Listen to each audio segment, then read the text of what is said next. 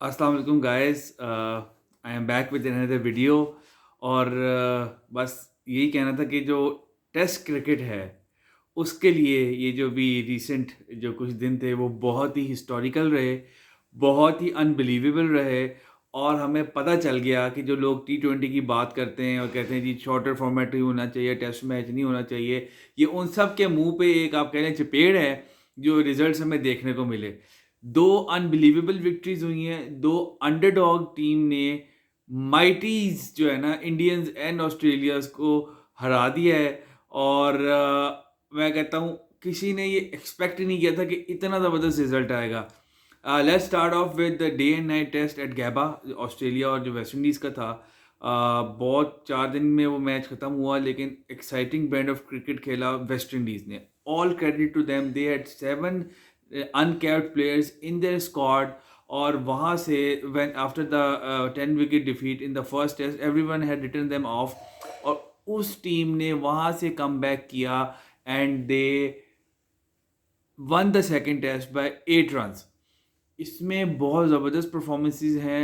It was a team game but at the end Shamar Joseph जो इनका दूसरा test match खेल रहा था, यंग बॉय है, अलजारी जोसेफ का ये भाई है, इसने सिंगल हैंडेडली चौथी इनिंग्स में 7 विकेट लेके वेस्ट इंडीज़ को ये गेम जितवा दी। 64 पे 5 आउट हो जाएं आपकी टीम के पहली इनिंग्स में ऑस्ट्रेलिया के खिलाफ, and then you go on to score 311 या 12 रन्स।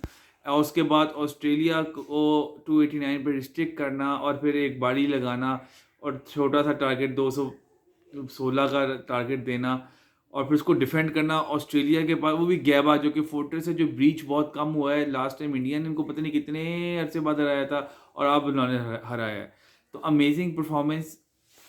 पैट कमिंस की कैप्टनसी जो थी वो एग्रेसिव थी, उसने 289 फॉर 9 पे डिक्लेयर किया ताकि अंडर लाइट और चौथी तीसरी इनिंग में वेस्ट इंडीज़ को खिलाए। Although they couldn't get many wickets in that half an hour on third day, but क्या कह सकते हैं, ऑस्ट्रेलिया वो कुछ भी कर सकते हैं। तो अमेजिंग।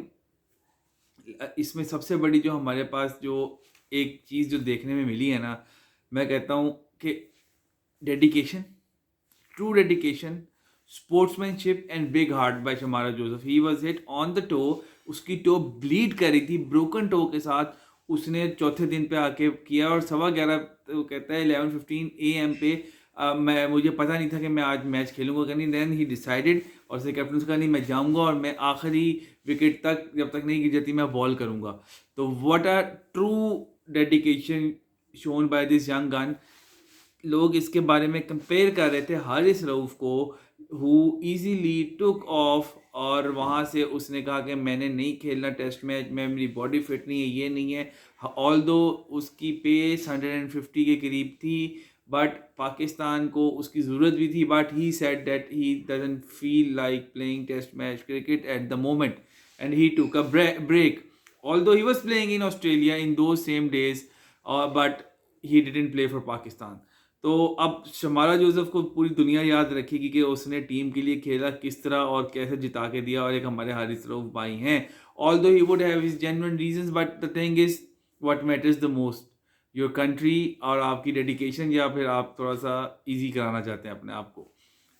अब वेस्ट इंडीज़ और पाकिस्तान, इस टेस्ट मैच की मज़ेदार बात ये थी कि this test match was very similar to the test match that Pakistan played against Australia. Pakistan had them 4 for 16. West Indies had them 24 for 4. And from there on Australia जो है वो हारा वेस्ट इंडीज़ से और हमसे वो जीता। इसकी सिर्फ एक वजह है, फील्डिंग। वेस्ट इंडीज़ की अगर आप फील्डिंग देखें, they took stunning catches, they did not drop dollies, they did not give a sniff to Australians. उन्होंने कैच ही कोई नहीं छोड़ा, जो चांस उनको मिला, हाफ चांस था, इजी चांस था, उन्होंने उसको ग्रैब किया है, और यही मेन रीज़न था वेस्ट इंडीज़ की विक्ट्री का। So all credit, hats off to West Indies. Brian Lara, who was commentating when the final wicket was taken, he had tears in his eyes. Carl Hooper, who was in the dressing room of West Indies, he had tears in their eyes because 1997 was the last time West Indies had won a test match in Australia. और उस वक्त बड़े वो team भी आ रही थी, उसमें बड़े बड़े लेजेंड्स थे, Curtly Ambrose, Courtney Walsh, Brian Lara, Carl Hooper himself was there. तो बहुत बड़ी विन थी आफ्टर सो लॉन्ग। और हम भी 97 या पता नहीं 96 के बाद से हारे पड़े, 90 बल्कि 95 के बाद से हमने जीता है और वेस्ट इंडीज़ जीत के चली गई। तो भाई बहुत बड़ा, और यंग टीम के साथ सुपरस्टार्स के बगैर, तो भाई credit goes to them. Coming back to the, मैं कहता हूँ इस वक्त इस साल की सबसे स्ट्रॉन्ग, सबसे बड़ी सीरीज जो हो रही है, that's happening between India versus England. 5 मैचों की वो सीरीज है और उसमें पहला मैच इंग्लैंड ने जीत लिया है और out of nowhere Indians were left stunned at Hyderabad on day 4। जब पहली इनिंग में बहुत 245 के स्कोर पे आउट कर लिया, और तो England came out with all guns blazing, उन्होंने अपनी बेसबॉल जारी रखा, बट इंडिया जो है उसके डबल थ्रोटल के साथ आया, उन्होंने भी बेसबॉल पता नहीं जैस बॉल खेला और बहुत अच्छे रन रेट के साथ स्कोर किया और 190 रन की लीड ले ली। And from there onwards they had England at 162 for 5 और 28 रन अभी भी पीछे थे इंडिया इंग्लैंड वाले। But from there on Ollie Pope ने क्या इनिंग्स खेली है यार, और रिवर्स स्वीप तो इस मैच में रिकॉर्ड लगी।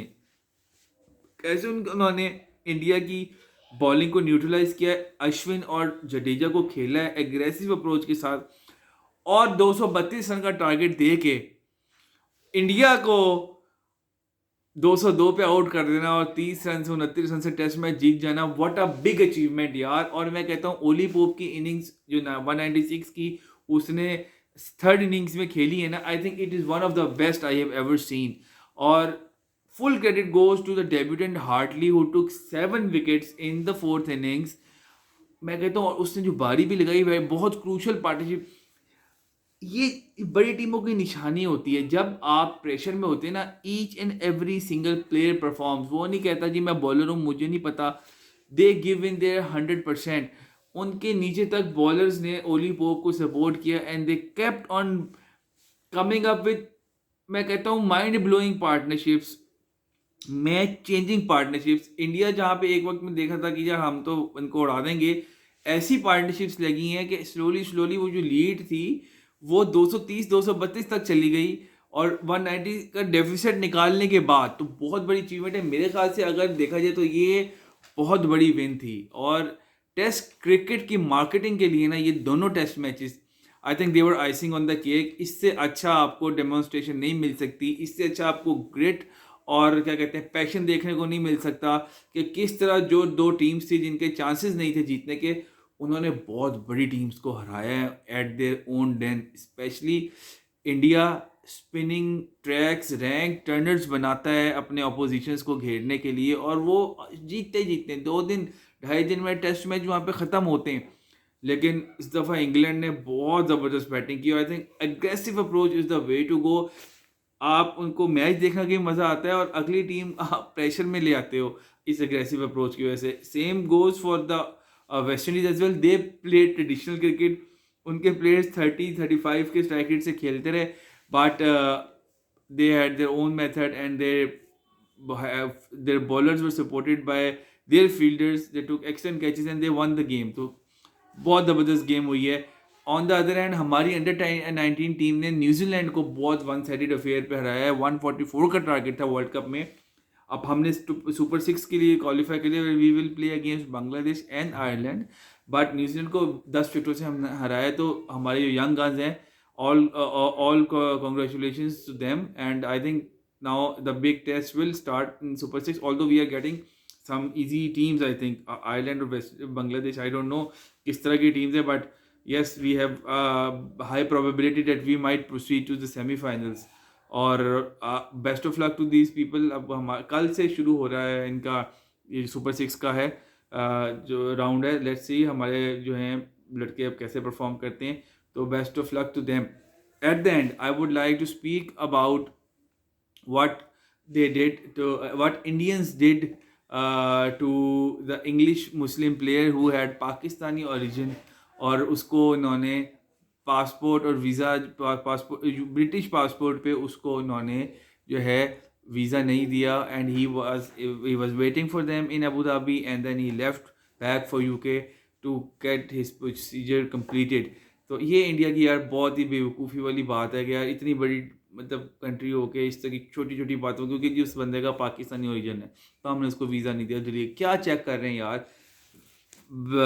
Ben Stokes was upset, I think पूरी टीम इंग्लैंड की जो थी वो बहुत अपसेट थी। तो दे शुड हैव, वो तो कहते हैं हम ट्रिप ही कॉल ऑफ कर देते हैं, जब तक हमारा बंदा नहीं आएगा तब तक हम नहीं जाएंगे।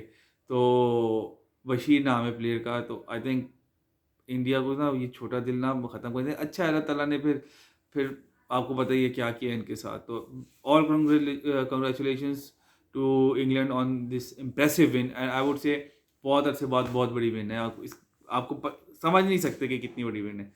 बहुत क्रिकेट आगे आ रही है, इंशाल्लाह I will keep on coming up with more exciting videos. Till then, अल्लाह हाफिज़। Like my video, subscribe my channel and share the video. Thank you.